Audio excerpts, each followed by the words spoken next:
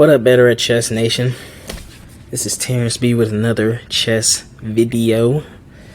This is part of another video. This is day 13 of the daily chess puzzle challenge that I've been doing. Yeah, I'm here, I'm chilling, I got my Teen Titan shirt on. Yeah, I'm ready to do some chess puzzles. Let's get into it. So we'll be talking about basic checkmates, defense, stalemates, pawn promotion, and what else we got? I'm missing something. Oh, and the vulnerable king. Alright, again, this is day 13. Let's get it going. Alright, so what we have just seen. Okay, so what we've just seen is, okay, so our opponent took our rook. So we can take their rook back, but, we have to worry about this later. This rook coming here to put us in check, or we can take it back with our rook, whatever. But we don't have to do that. What I see here is, I see that if this knight were to jump here, I'd be attacking my opponent's queen. And I also see that if my queen jumps here, my king is forced to move to this square. And this square can be attacked by the knight, and I can do that. So I can steal my opponent's queen at that point. So we're gonna go with that. Of course, they're gonna move there, and then bam. So I'm attacking my opponent's king, and I'm forking their queen, and we will definitely talk about forks in my upcoming tactics and strategy series. Alright, so let's move on to the next one.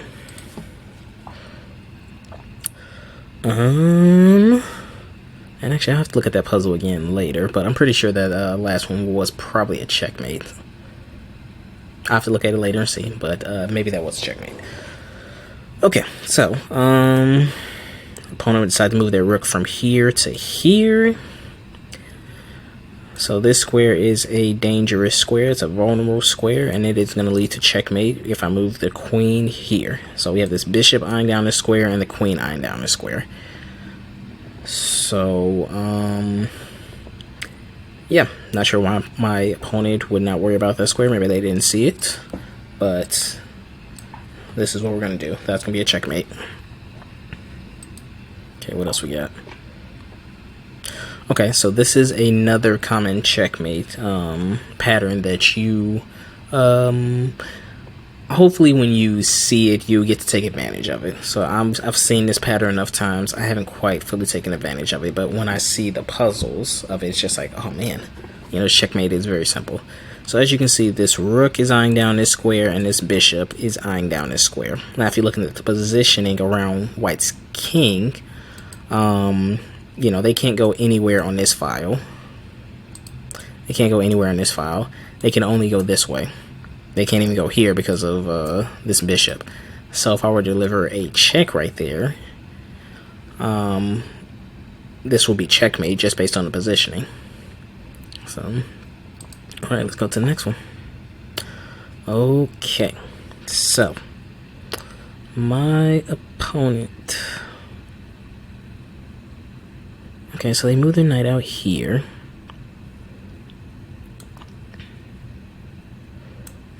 Can attack there. That will take. Then where would I put my queen? I could take here. This queen could jump out there. And then maybe I could just take this. So this could be one where I'm just getting rid of two pieces at once here. I can be taking that knight, and then I can also take that bishop. So let's see if that's it. Yep, that is it. Okay, decide to do that. Then I put that bishop there, and that's protecting that. So I would say I won that exchange here, and all is good. All is right in the world. Alright, let's go to the next one. Okay, they decide to take that. So I'm going to bring this rook here. That's going to put this king in check. And if the king goes there, I'm going to put him in check again by taking the pawn. And then that way the king won't be able to get a checkmate on me. They'll be stuck with either a draw or a stalemate. So, do that. Because, this rook is protected by the king. So black is more than likely going to come back there to have some protection over that pawn, but it's not true protection just because this rook can still come here and it's still protected by this king. So, but, you know, of course, black has to put up some type of fight here. It can't just make it look like they just abandoned the pawn. I mean, they could if they can definitely do that. Because, again, at a certain point, you look and see, like, okay, it's time to abandon ship because the ship is sinking. So, black could, again, it can move to this square, but with this rook coming here, it could just say, you know what, I'm abandoning ship, and I'm going to keep going. And if black does decide to move away from that pawn, white could still kind of move up the board. They don't necessarily have to take this pawn yet. They probably will, just so this king could go here. And because this pawn is still technically blocking that square. So, alright, let's go to another one. Alrighty. So, it's a lot going on here. Okay, so, looking at where this knight is, well, I mean, first, let's just take a look where the king is. The king is on the edge. I mean, these 5 squares are the only squares the king could go to if the spaces were available. None of those spaces are available, but if we look closely, we see this knight right here is eyeing down this square and this square. Now, we can't take advantage of this square. However, we have this rook right here aiming at this square. And when you have 2 pieces aimed at one piece, and the king is the only piece protecting that set piece, that square that the piece is on is vulnerable to attack and checkmate. So we're going to take that piece, and in this case, it's going to deliver a checkmate. Alright, let's go to the next one. Okay, so that knight moved out. It's threatening our queen. You know, but again, we just read the board, we read the room and see, okay, is that really a threat I need to worry about? Some threats are hollow threats. You know, they look like, oh my gosh, you're in serious trouble. But the more experience you gain and you take notice of what the board is, and you know, it's important. That's why it's important to keep your emotions in check when playing chess. You will see that that move was a hollow threat. Is it a threat? It's a threat if it's a threat if you make a move that doesn't get your piece out of danger where the piece can get taken next move. Like if I decided to, I don't know, randomly move one of these pawns up, then this threat is not a threat anymore. This knight is going to take my queen, and then I've just lost my queen. But again, that's why it's important to read the board, keep your emotions in check. That way you can think clearly. If your emotions get out of check, you look and see like, crap, I let this knight get there to attack my queen. You're going to start thinking of all these different scenarios, and you're going to miss what the board is communicating to you. This is what the board is communicating to me. This knight moved here, but this queen is eyeing down this square that this knight is also attacking. So, and how many protectors does this square have? 1, the king, which means this is a weak square. So my queen comes and attacks this square right here, and oh look, you know, white can't move its king anywhere. This queen is attacking the king right here, and it's cutting off this whole row. That's a checkmate. So, alright, so let's look and see what we have here. Alrighty.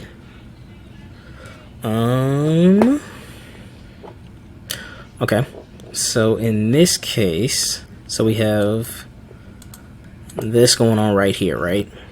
So this bishop is protecting this queen, and this queen is protecting this rook. So this rook is blocking a check from the queen. So we know if we move this rook out the way, like any square, if it goes here, here, or here, it's going to be a check. The question is, where can we move the rook so we can get a checkmate in the next few moves, or the next move if possible? What I see is doing this, causing a double check. This queen is going to be checking the king, and this rook is going to be checking the king.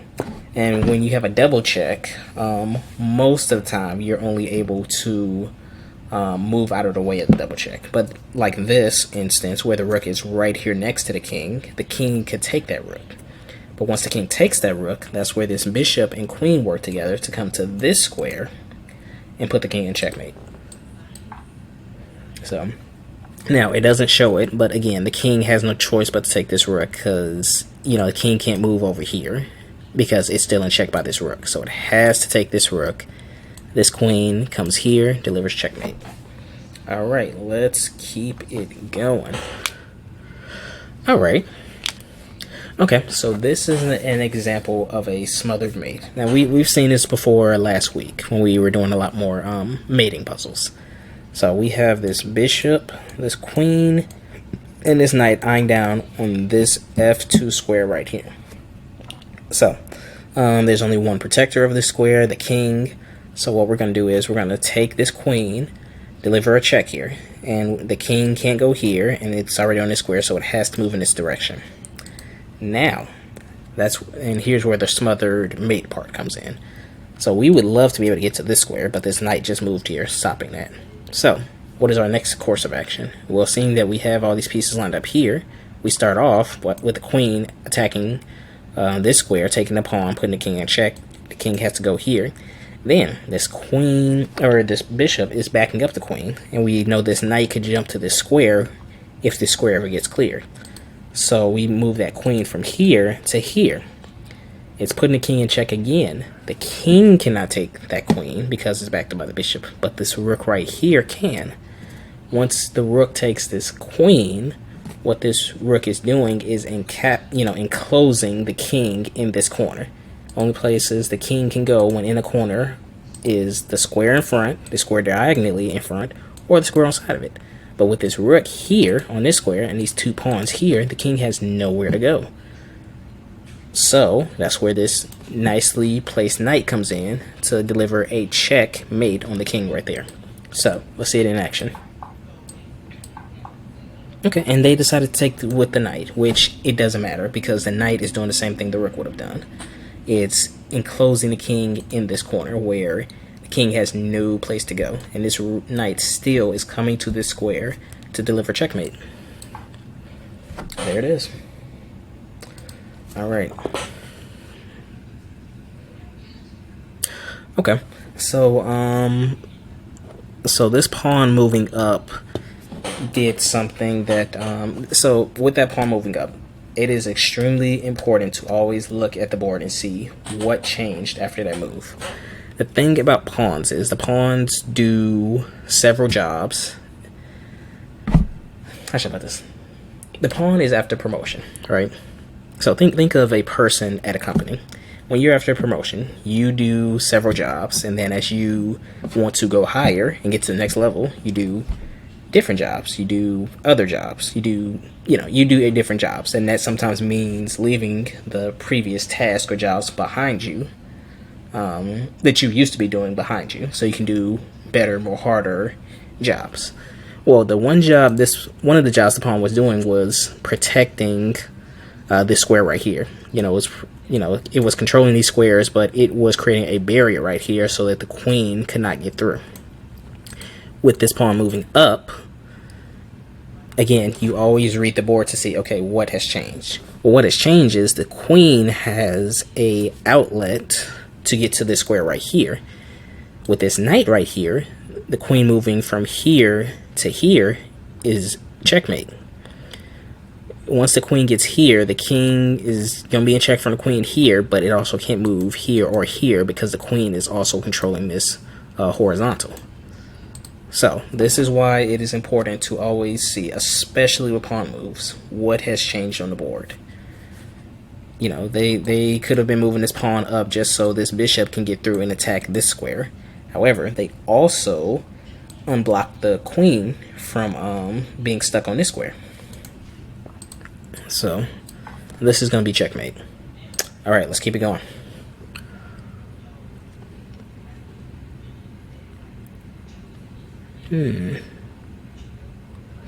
Okay. This one you definitely have to look carefully at the board and see, you definitely have to read the board and see what is going on here. So now I admit, like when I was first playing chess, I probably wouldn't have seen this move at all. And I probably lost a lot of games from not being able to see this move. But just reading the board and seeing, you see the king, you see where the king is. You see that, okay, this square right here is open, for a possible check. Of course, this rook is here, so, you're not going to be able to do much there. You see that this bishop is tying down this file. You see that the knight can jump there or there. Jumping here is not going to do anything. The queen can just take. But then you realize, okay, it can jump there. And then you realize, okay, it'll put the king in check. But if you pay more attention, you'll see that going here is attacking the king and cutting off the only square the king could go to get out of said check. So this is checkmate. This is an example of a smothered mate. And the reason it's a smothered mate because, you know, the king has so many pieces around it of squares it could go to, but it can't go to. And this knight was able to put it in check and cut off the only square it could go to get out of check. So again, this is something I wouldn't have paid attention to lots and lots of years ago, you know, back in the Stone Age. But, you know, I probably would have thought, I don't know, I mean, I probably would have tried to get some counterplay here. Maybe I can make this pawn move and I can take their queen. And, you know, I would have thought of a bunch of unnecessary exchanges. But, you know, with practice and learning how to use the pieces and reading the board better, you start to see this stuff. Sometimes it just pops out to you because, again, you've played so many different games and you've seen so many different patterns, and eventually the pattern kind of jumps out at you. So now that it's jumped out, you can find it and you can take advantage of it. Alright, let's do a couple more here. Okay, so first thing we look at is, okay, so we know that the queen could come here and, you know, attack this file. Attack this king right here. This h-pawn is in a bad position because if this queen right here were to come here, only thing that's stopping the check will be this pawn right here on the g-file. If this h-pawn was still here, this g-file will have backup. Once this g-file moves up, it's not going to have any backup, so taking that g-pawn delivers checkmate. So, just like that. So that's why, you know, the f-pawn on f7 and f2 are glaring weaknesses. And, you know, the more chess games you play, the more you'll see that. But when your f-pawn is out too far, your g-pawn is out too far, or the g-pawn decides to move up when the h-pawn is moved up, it creates a weakness. Or the h-pawn moves up too early. Pretty much, if the f or the h-pawn move up too early, or both move up too early, and the g-pawn has no protection behind it, you know, this diagonal that the queen could come to that leads directly to the king, your opponent's king, becomes a weakness and could be your own undoing, just like in this. Alright, let's do one more. Okay.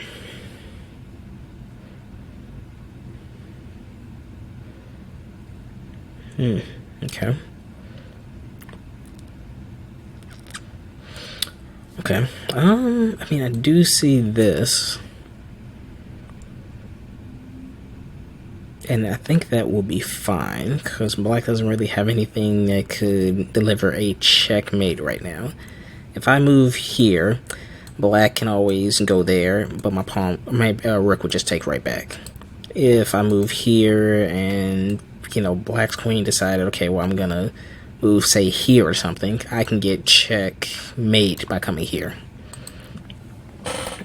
So that's what black has to worry about. It has to worry about me lining up the rook and the queen in this square right here.